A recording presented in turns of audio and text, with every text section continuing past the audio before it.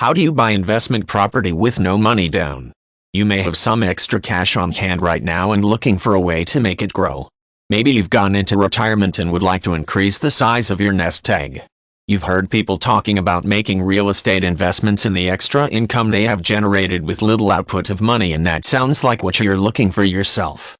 An abundance of books and courses are available for the beginner real estate investor. They will offer tips and advice as well as warning of pitfalls that occur and how to avoid them. You will get an overview of the complete process, and this can all be helpful to make sure you have knowledge of all points covered. What experience do you have in real estate other than buying your own home?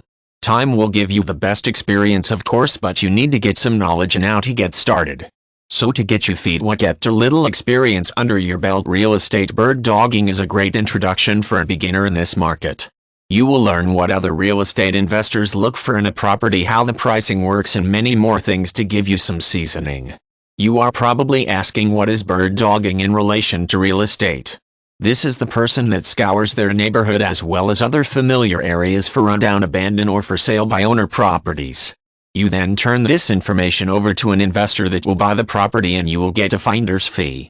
You definitely want to get yourself lined up with an investor and come to an agreement on the amount of the fee, maybe even a written agreement to protect both parties. Most real estate investors have a program in place and will tell you what they offer. This could be a percentage of the transaction or a flat fee.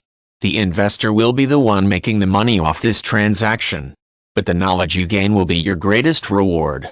Another way to learn the business and get in on the money-making side from the start is wholesaling properties.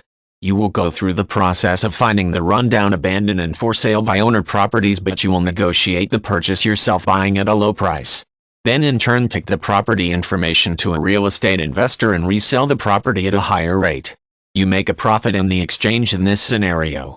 Also, buying a property directly from a bank before the property is foreclosed is another way to get yourself started in the real estate market.